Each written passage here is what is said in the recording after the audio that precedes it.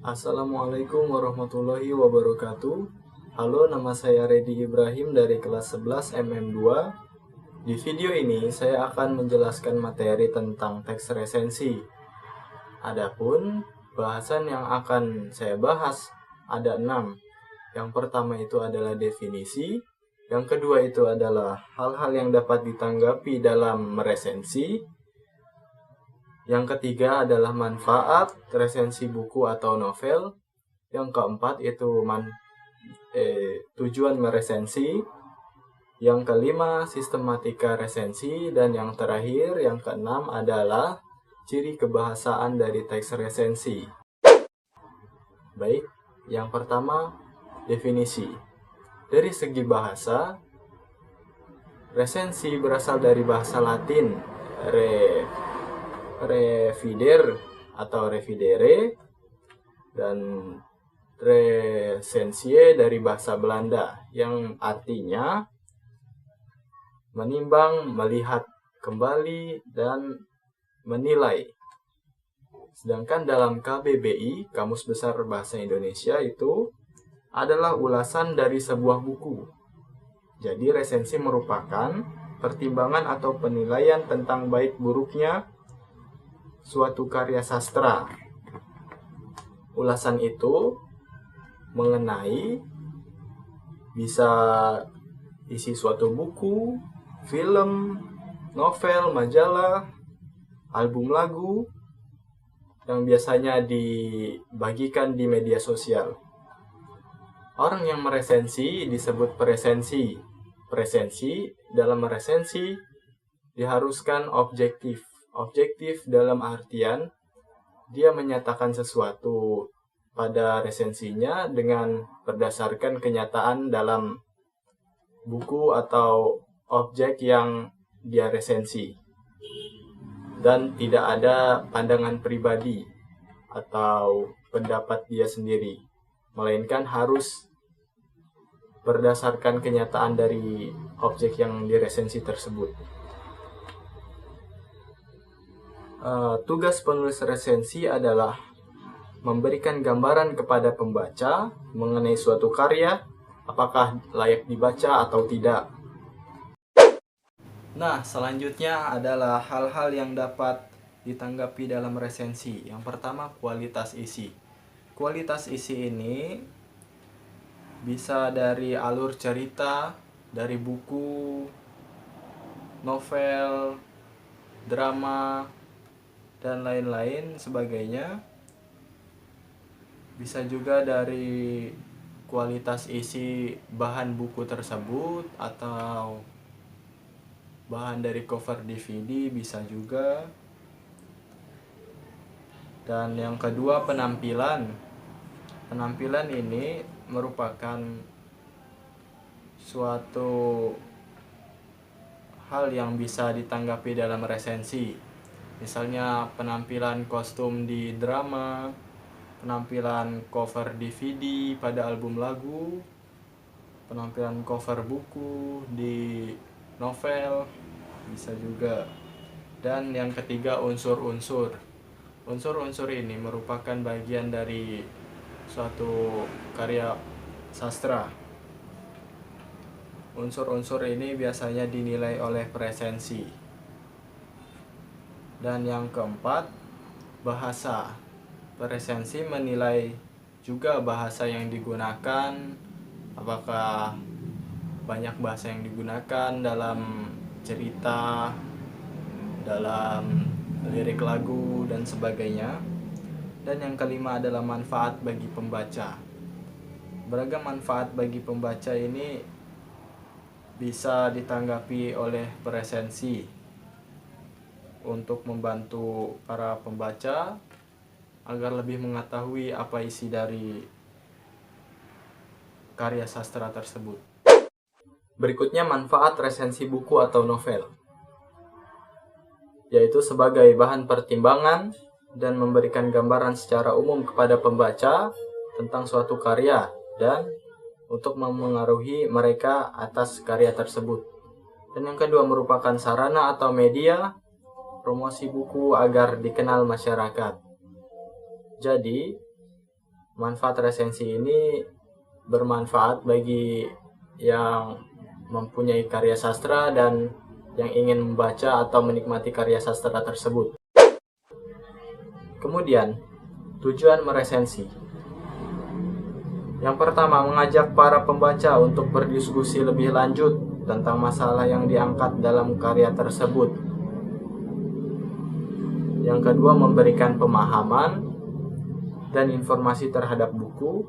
Yang ketiga, memberikan pertimbangan kepada pembaca.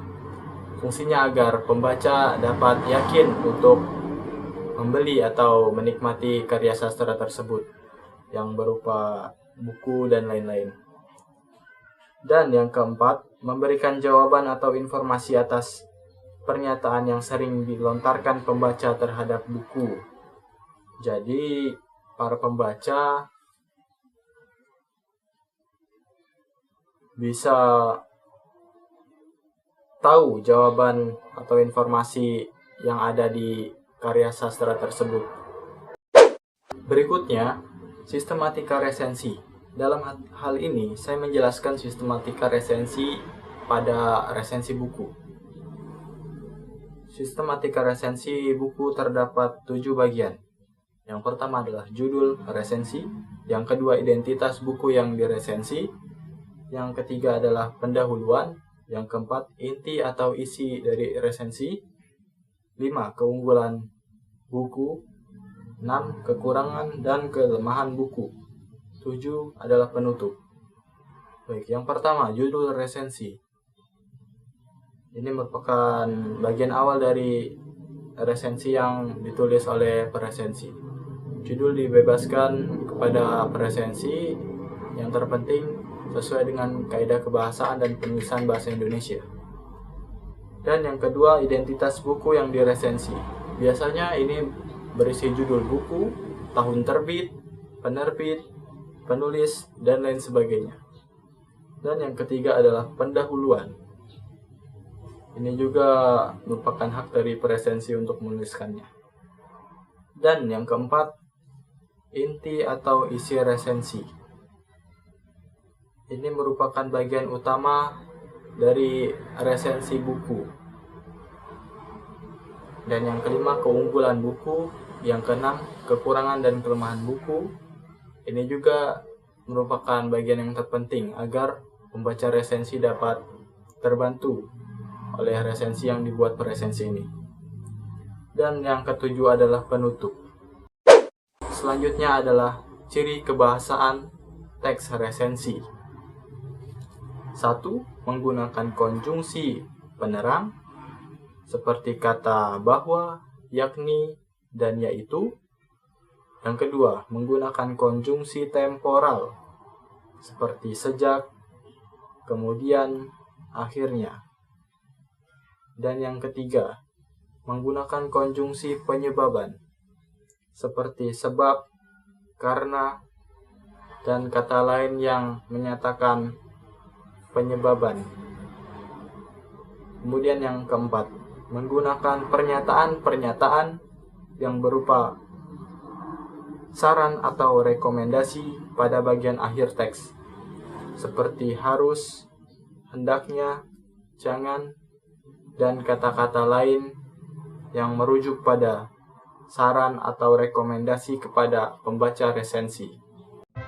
Baik, untuk memperjelas materi yang saya jelaskan tadi, saya akan memberikan satu contoh resensi buku yang saya ambil dari internet. Oke, akan saya bacakan. Identitas buku, judul, Bahasa Indonesia untuk SMP atau MTS kelas 9. Penulis, Atia Anindya Rini, Suwono Suhartanto. Penerbit, Pusat Pembukuan Departemen Pendidikan Nasional. Tahun terbit, Juli 2008. Tebal halaman, 194 halaman. Ini adalah bagian sinopsis bukunya.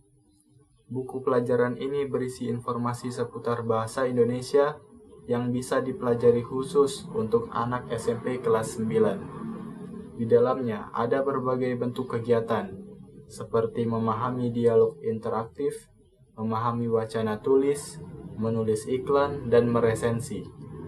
Ada juga kegiatan untuk mengarang, memahami syair, dan menilai isi cerpen. Agar tidak bosan, penulis pun membuat beberapa tugas untuk siswa, berupa memusikalisasi puisi, menulis cerpen, pidato, karya ilmiah, surat, dan memahami novel, serta menanggapi pementasan drama dan membuat teks drama. Buku ini memang dikemas sebagai sarana pembagian ilmu oleh guru pada murid dengan bahasa yang mudah dipahami oleh siswa SMP. Buku ini dibuat untuk memenuhi kebutuhan belajar dan terampil bahasa Indonesia, dan materinya juga sudah disesuaikan dengan kurikulum terbaru. Kelebihan buku. Buku ini disajikan dengan bahasa yang sederhana dan mudah dimengerti, sehingga siswa pun bisa belajar sendiri di rumah dengan mudah. Topik-topiknya pun berkaitan dengan kehidupan sehari-hari, hingga jadi bisa lebih mudah dipahami siswa. Selain itu, kegiatan yang dianjurkan dalam buku ini sangat menarik sehingga kelas tidak akan menjadi membosankan. Kekurangan buku. Buku ini menggunakan metode yang lebih menyarankan pada praktik, seperti pelatihan dan apresiasi sastra. Alangkah lebih baiknya apabila di dalam buku ini diberikan sedikit teori, hanya sebagai dasar pengetahuan saja. Sekian. Tadi itu adalah contoh resensi buku pelajaran.